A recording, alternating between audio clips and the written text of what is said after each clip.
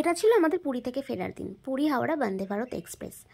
আর ট্রেনে উঠে নিয়ে নিয়েছিলাম একটা চিপসের প্যাকেট, খুব খিদে পেয়ে গেছিলো। তো একদম টাইমেই আমাদের ট্রেন ছেড়ে দিল পুরী থেকে। আর ট্রেন ছাড়ার কিছুক্ষণের মধ্যেই দিয়ে দিচ্ছিল একটা মিনারেল ওয়াটারের বোতল।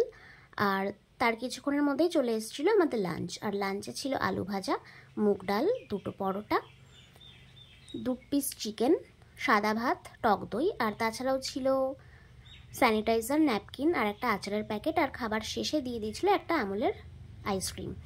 তো খাবার পরেই প্রচণ্ড পরিমাণে ঘুম পাচ্ছিল আর ঘুমিয়েও পড়েছিলাম। তো ঘুমিয়ে উঠে দেখলাম বিকেল হয়ে গেছে আর বাইরে খুব সুন্দর দৃশ্য দেখা যাচ্ছিল। আরও বহু সুন্দর পাহাড় পেরিয়েছে, যেগুলো আমার ঘুম থেকে ওঠার পর এত পরিমাণে ল্যাদ লাগছিল, যেগুলো ল্যাদের কারণে আর সুন্দর ফুটেজগুলো আমি নিতে পারিনি। তো এভাবেই বাঙালির ল্যাদ খেতে খেতে চলে এলো আমাদের বিকেলের স্ন্যাক্স। আর বিকেলের স্ন্যাক্সের মধ্যে ছিল চিড়ে ভাজা একটা ক্যারামেল পপকর্ন, একটা কচুরি, একটা কেচাপ, একটা জুস, আর ছিল চা অথবা কফি। এক একজনের ট্রেতে এক এক রকম দিয়েছে, কেউ চা বা কেউ কফি। তো যা হোক, ভাগ্যগুণে আমার কফিটাই পড়েছিল, কারণ আমি চাটা খুব একটা খেতে পছন্দ করি না। আর এভাবেই চা খেতে খেতে সবাই প্রশংসা করছিল ট্রেনটার।